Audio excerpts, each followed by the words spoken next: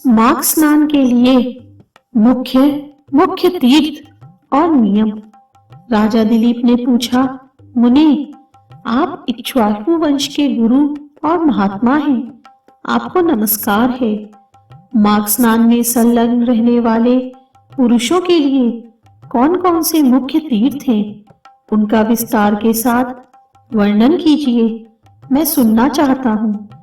वशिष्ठ जी ने कहा, राजन, माघ मास आने पर बस्ती से बाहर जा कहीं भी जल हो, उसे सब ऋषियों ने गंगा जल के समान बतलाया है। तथापि मैं तुमसे विशेषतः माघ स्नान के लिए मुख्य मुख्य तीर्थों का वर्णन करता हूँ। पहला है तीर्थराज प्रयाग। वह बहुत विख्यात तीर्थ है। प्रयाग सब तीर्थों में कामना की पूर्ति करने वाला तथा धर्म, अर्थ, काम, मोक्ष चारों पुरुषार्थों को देने वाला है। उसके सिवा नैमिषारण्य, कुरुक्षेत्र, हरिद्वार, उज्जैन, सरयू, यमुना, द्वारका, अमरावती, सरस्वती और समुद्र का संगम, गंगा सागर संगम, काशी, त्र्यंबक तीर्थ, सप्त गोदावरी का तट, कालांजर, प्रभास, बद्रिकाश्रम, महालय, ओंकार क्षेत्र, पुरुषोत्तम क्षेत्र, जगन्नाथपुरी, गोकर्ण, भृगुकर्ण, भृगुटंग, पुष्कर, तुंगभद्रा, कावेरी, कृष्णावेणी, नर्मदा, सुवर्णमुखरी तथा वेगवती नदी, ये सभी माघ मास में स्नान करने वालों के लिए मुख्य तीर्थ हैं। गया नामक जो तीर्थ है वह पितरों के लिए तृप्तिदायक और हितकर है। ये भूमि पर विराजमान तीर्थ है जिनका मैंने तुमसे वर्णन किया है। राजन, अब मानस तीर्थ बतलाता हूँ, सुनो। उनमें भली भांति स्नान करने से मनुष्य परम गति को प्राप्त होता है। सत्य तीर्थ, क्षमा तीर्थ, इंद्रिय निग्रह तीर्थ, सर्वभूत दया तीर्थ, आजर्व तीर्थ, दान तीर्थ, दम तीर्थ, संतोष तीर्थ, ब्रह्मचर्य तीर्थ, नियम तीर्थ, मंत्र जप तीर्थ, प्रिय भाषण तीर्थ, ज्ञान तीर्थ, धैर्य तीर्थ, अहिंसा तीर्थ, आत्म तीर्थ, ध्यान तीर्थ और शिव स्मरण तीर्थ, ये सभी मानस तीर्थ हैं। मन की शुद्धि सब तीर्थों से उत्तम तीर्थ है। शरीर से जल में डुबकी लगा लेना ही स्नान नहीं कहलाता। जिसने मन और इंद्रियों के संयम में स्नान किया है, वास्तव में उसी का स्नान सफल है, क्योंकि वह पवित्र एवं स्नेहयुक्त चित्त वाला माना गया है। जो लोभी, चुगलखोर, क्रूर, दंभी और विषय लोलुप हैं, वे संपूर्ण तीर्थों में स्नान करके भी पापी और मलिन ही बना रहता है। केवल शरीर की मैल छुड़ाने से मनुष्य निर्मल नहीं होता, मन की मैल धुलने पर भी वह अत्यंत निर्मल होता है।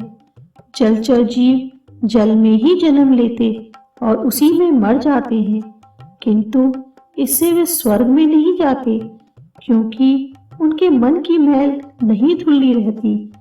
विषयों में जो अत्यंत आसक्ति होती है, उसी को मानसिक मल कहते हैं। विषयों की ओर से वैराग्य हो जाना ही मन की निर्मलता है। दान, यज्ञ, तपस्या, बाहर भीतर की शुद्धि और शास्त्र ज्ञान भी तीर्थ ही है। यदि अंतःकरण का भाव निर्मल हो तो ये सब के सब तीर्थ ही हैं। जिसने इंद्रिय समुदाय को काबू में कर लिया है, वह मनुष्य जहाँ जहाँ निवास करता है, वहीं वहीं उसके लिए कुरुक्षेत्र, नैमिषारण्य और पुष्कर आदि तीर्थ प्रस्तुत हैं। जो ज्ञान से पवित्र, ध्यान रूपी जल से परिपूर्ण और राग द्वेष रूपी मल को धो देने वाला है, ऐसे मानस तीर्थ में जो स्नान करता है वह परम गति को प्राप्त होता है। राजन, मैंने तुम्हें मानस तीर्थ का लक्षण बतलाया है। अब भूतल के तीर्थों की पवित्रता का कारण सुनो। जैसे शरीर के कुछ भाग परम पवित्र माने गए हैं, उसी प्रकार पृथ्वी के भी कुछ स्थान अत्यंत पुण्यमय माने जाते हैं। भूमि के अद्भुत प्रभाव, जल की शक्ति और मुनियों के अनुग्रह पूर्वक निवास से तीर्थों को पवित्र बताया गया है। इसलिए भौम और मानस सभी तीर्थों में जो नित्य स्नान करता है वह परम गति को प्राप्त होता है। प्रचुर दक्षिणा वाले अग्निष्टोम आदि यज्ञों से यजन करके भी मनुष्य उस फल को नहीं पाता जो उसे तीर्थों में जाने से प्राप्त होता है। जिसके दोनों हाथ, दोनों पैर और मन भली भांति काबू में हो तथा जो विद्या, तप और कीर्ति से संपन्न हो, वह तीर्थ के फल का भागी होता है। जो प्रतिग्रह से निवृत्त, जिस किसी वस्तु से भी संतुष्ट रहने वाला और अहंकार से मुक्त है, वह तीर्थ के फल का भागी होता है। श्रद्धा पूर्वक एकाग्रचित हो तीर्थों की यात्रा करने वाला धीर पुरुष कृतज्ञ होकर भी शुद्ध हो जाता है। फिर जो शुद्ध कर्म करता है उसकी तो बात ही क्या है। वह मनुष्य पशु पक्षियों की योनि में नहीं पड़ता, बुरे देश में जन्म नहीं लेता, दुख का भागी नहीं होता, स्वर्ग लोक में जाता और मोक्ष का उपाय भी प्राप्त कर लेता है।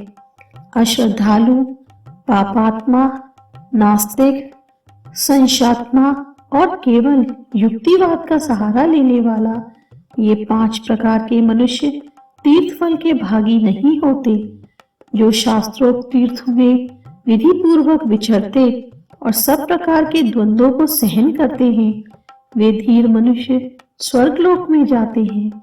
तीर्थ में अर्घ और आवाहन के बिना ही श्राद्ध करना चाहिए।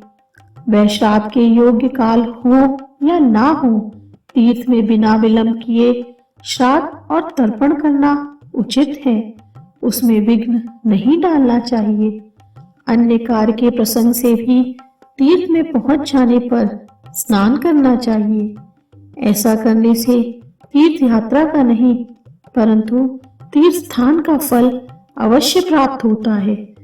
तीर्थ में नहाने से पापी मनुष्यों के पाप की शांति होती है। जिनका हृदय शुद्ध है उन मनुष्यों को तीर्थ शास्त्रोक्त फल प्रदान करने वाला होता है। जो दूसरे के लिए तीर्थ यात्रा करता है वह भी उसके पुण्य का 16वां अंश प्राप्त कर लेता है। कुश की प्रतिमा बनाकर तीर्थ के जल में उसने स्नान कराए। जिसके उद्देश्य से उस प्रतिमा को स्नान कराया जाता है वह पुरुष तीर्थ स्थान के पुण्य का 8वां भाग प्राप्त करता है। तीर्थ में जाकर उपवास करना और सिर के बालों का मुंडन कराना चाहिए। मुंडन से मस्तक के पाप नष्ट हो जाते हैं। जिस दिन तीर्थ में पहुंचे उसके पहले दिन उपवास करें और दूसरे दिन श्राद्ध एवं दान करें। तीर्थ के प्रसंग में मैंने श्राद्ध को भी तीर्थ बतलाया है। यह स्वर्ग का साधन तो है ही, मोक्ष प्राप्ति का भी उपाय है। इस प्रकार नियम का आश्रय ले माघ मास में व्रत ग्रहण करना चाहिए और उस समय ऐसी ही तीर्थ यात्रा करनी चाहिए। माघ मास में स्नान करने वाला पुरुष सब जगह कुछ न कुछ दान अवश्य करे। बेर, केला और आंवले का फल, सेर भर घी, सेर भर तिल, पान, 1 आढ़क, चावल, कुमड़ा और खिचड़ी, ये 9 वस्तुएं प्रतिदिन ब्राह्मणों को दान करनी चाहिए। जिस किसी प्रकार हो सके माघ मास को व्यर्थ नहीं जाने देना चाहिए। किंचित सूर्योदय होते होते माघ स्नान करना चाहिए तथा माघ स्नान करने वाले पुरुष को यथाशक्ति शौच संतोष आदि नियमों का पालन करना चाहिए। विशेषता ब्राह्मणों और साधु सन्यासियों को पकवान भोजन कराना चाहिए। जाड़े का कष्ट दूर करने के लिए बोझ के बोझ सूखे काट देने करने चाहिए। रुई भरा अंगा, शया, गद्दा, यज्ञोपवीत, लाल वस्त्र, रुईदार रजाई, जायफल, लौंग, बहुत से पान, विचित्र विचित्र कंबल, हवा से बचाने वाले ग्रह, मुलायम जूते और सुगंधित उपटन दान करें। माघ स्नान पूर्व घी, कंबल, पूजन सामग्री, काला अगर, धूप, मोटी बत्ती वाले दीप और भांति भांति के नैवेद्य से माघ स्नान जनित फल की प्राप्ति के लिए भगवान माधव की पूजा करें। माघ मास में डुबकी लगाने से सारे दोष नष्ट हो जाते हैं और अनेकों जन्मों के उपार्जित संपूर्ण महापाप तत्काल विलीन हो जाते हैं। यह माघ स्नान ही मंगल का साधन है। यही वास्तव में धन का उपार्जन है तथा यही इस जीवन का फल है। भला माघ स्नान मनुष्यों का कौन कौन सा कार्य नहीं सिद्ध करता। वह पुत्र, मित्र, कलत्र, राज्य, स्वर्ग तथा मोक्ष का भी देने वाला है।